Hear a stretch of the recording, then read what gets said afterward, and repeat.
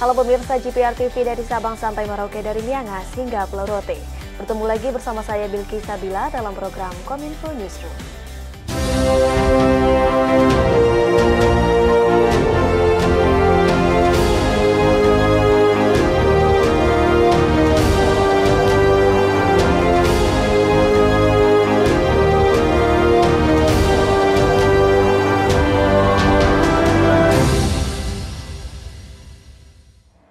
Inilah Kominfo Newsroom selengkapnya. Pemirsa, Kementerian Komunikasi dan Informatika berkolaborasi dengan Kementerian Agama melaksanakan pelatihan penyuluh informasi publik di Kota Jayapura, Papua. Pada kegiatan pelatihan ini diharapkan dapat membantu dalam menyampaikan pesan program pemerintah dengan pendekatan yang berbeda. Kementerian Komunikasi dan Informatika bekerjasama dengan Kementerian Agama menggelar pendidikan dan pelatihan bagi para penyuluh informasi publik rekrutmen tahun 2023. Kerjasama kedua kementerian ini sebagai upaya menciptakan tenaga-tenaga yang terampil dalam membangun pemahaman kepada publik terkait informasi yang baik dan benar, khususnya masyarakat yang berada di wilayah terdepan, terpencil, dan tertinggal untuk memperoleh informasi yang utuh terkait program dan pembangunan pemerintah. Diklat PIP yang diadakan di Jayapura, Papua kali ini merupakan gelaran terakhir dari rangkaian pelatihan penyuluh informasi publik yang terdiri dari 13 titik di wilayah Indonesia, yakni Medan, Padang, Palembang, Lampung, Semarang, Jakarta, Bandung, Pekanbaru, Banjarmasin, Makassar, Manado, dan Ambon. PIP di Jayapura, Papua diikuti 30 orang peserta dari wilayah kerja Provinsi Papua dan Papua Barat. Kegiatan tersebut dilaksanakan pada 10 hingga 15 April 2023 di Balai Diklat Keagamaan Papua. Widya Iswara, ahli muda Balai Diklat Keagamaan Papua, sangat bersyukur dengan adanya kegiatan pelatihan ini. Harapannya, para penyuluh bisa menyampaikan tidak hanya penyuluhan terkait keagamaan, tetapi juga program pemerintah lainnya. Dalam pelaksanaannya, tentunya kegiatan ini sangat bermanfaat bagi para penyuluh agama yang ada di Provinsi Papua dan Papua Barat. Karena pada kegiatan kali ini, kalau sebelumnya hanya dari kantor wilayah Kementerian Agama Provinsi Papua, pada tahun ini ada juga dari kantor wilayah Kementerian Agama Provinsi Papua Barat, yaitu dari Kota Sorong dan Kabupaten Sorong. Ini berarti jangkauannya lebih luas, yaitu Provinsi Papua dan Papua Barat. Dalam menjalankan tugasnya, para peserta PIP dibekali dengan muatan informasi terkait kebijakan dan program prioritas pemerintah sebagai amunisi dalam melakukan penyuluhan kepada masyarakat atau komunitas di wilayah penugasannya. PIP juga terus dibekali untuk meningkatkan keahliannya terkait dengan teknik komunikasi persuasif yang lebih terstruktur untuk memastikan bahwa kegiatan penyuluhan yang dilakukan berjalan dengan efektif dan mampu membawa nilai manfaat yang tinggi bagi seluruh pihak. Para peserta PIP mengaku senang dengan adanya pelatihan ini karena memberikan banyak ilmu dan pengalaman, dan berharap dapat menjadi bekal dalam menyampaikan program pemerintah ketika kembali ke daerahnya masing-masing. Melalui pelatihan ini, kami pulang juga bisa dapat berpartisipasi dalam penyampaian informasi publik menggunakan media dengan cara yang lebih efektif. Jadi, alhamdulillah di lingkungan kami, kegiatan kepenyuluhan agama dan kegiatan penyuluhan non-agama itu dalam bidang kesehatan sudah terjalin baik. Jadi, kegiatan ini secara otomatis memberikan manfaat secara praktis, bukan hanya teoritis, yaitu dalam aplikasi kita pelayanan di tengah masyarakat. Dalam rangka mempersiapkan libur mudik Lebaran, Kementerian Komunikasi dan Informatika meluncurkan buku elektronik atau e-book Mudik Aman Berkesan 2023. Direktur Jenderal Informasi dan Komunikasi Publik Kemenkominfo Usman Kansong menyatakan bahwa e-book tersebut akan menyajikan berbagai informasi penting untuk para pemudik.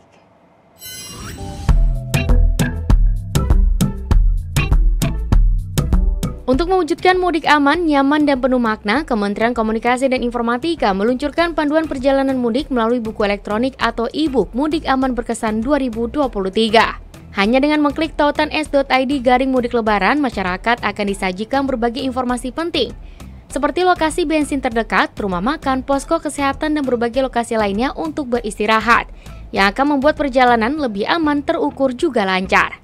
Selain itu, dalam tautan tersebut juga terdapat informasi terkait pantauan lalu lintas, pos komando, daftar mudik gratis dari berbagai jalur transportasi, pesan tiket KAI maupun kapal feri, serta informasi mengenai mudik lainnya seperti perakiraan cuaca BMKG sampai daftar lokasi penukaran uang rupiah Bank Indonesia. Terdapat pula informasi berbagai call center yang bisa dihubungi pemudik seperti nomor pusat krisis Kementerian Kesehatan, nomor mobil ambulans, Pertamina Delivery Service, Direktorat Lalu Lintas Polri, dan informasi terkait kepadatan transportasi pemudik yang menggunakan roda 2 maupun 4, jalur tol, serta informasi pemberlakuan pembatasan kendaraan atau rekayasa lalu lintas.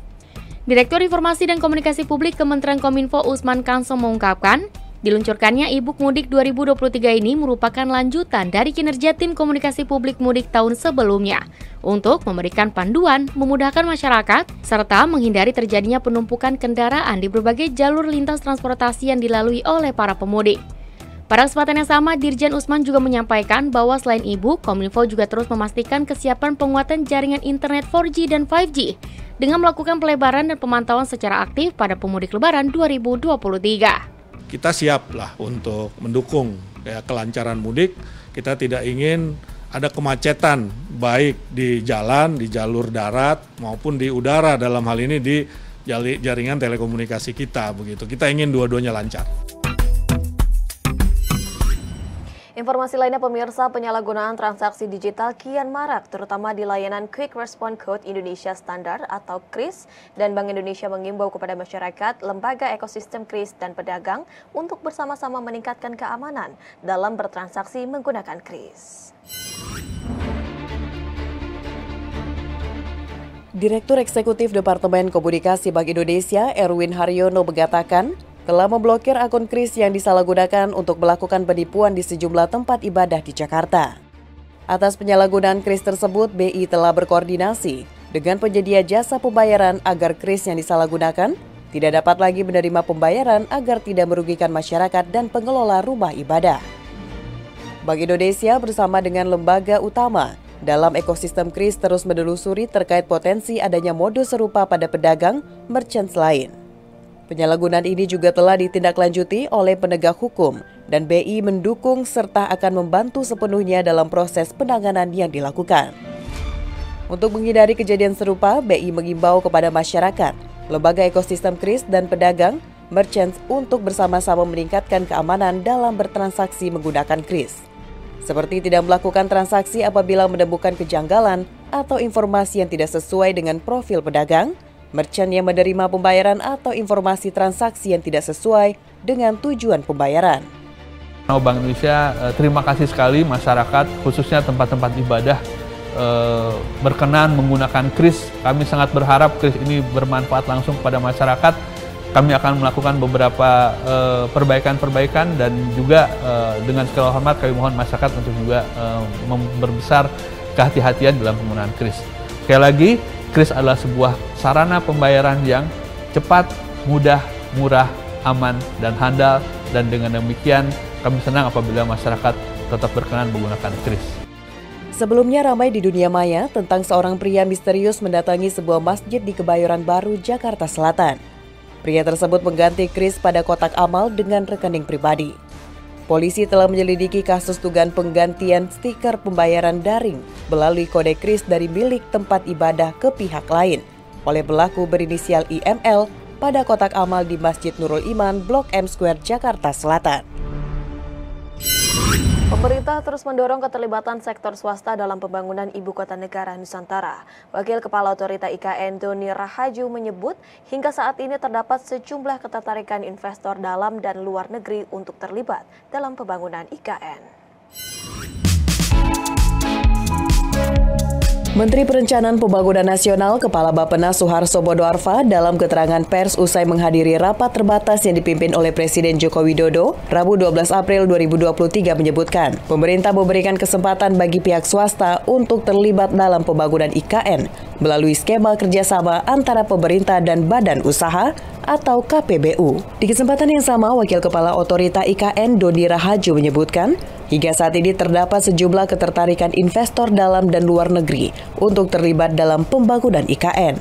Hal ini juga menjadi fokus pemerintah, terutama dalam hal mempercepat pembangunan IKN. KPBU juga akan kita buka, di mana di dalam feasibility study nanti kita akan melihat cost of fund yang rasional yang bisa kita jadikan patokan untuk melanjutkan program-program yang dilakukan bersama investor-investor melalui KPBU.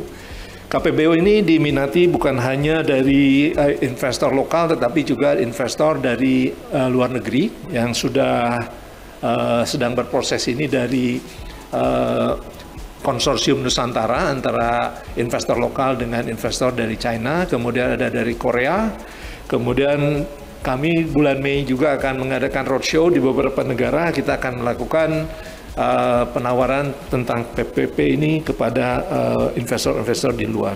Dodi Raju juga menyebutkan di wilayah kawasan inti pusat pemerintahan IKN seluas 70% akan dibangun rumah dinas jabatan. Sementara 30%-nya dapat dimiliki oleh masyarakat umum. Hingga saat ini pembangunan IKN sudah mencapai 26% yang meliputi pembangunan infrastruktur dasar seperti air minum, sanitasi, jalan, gedung pemerintah, dan perubahan.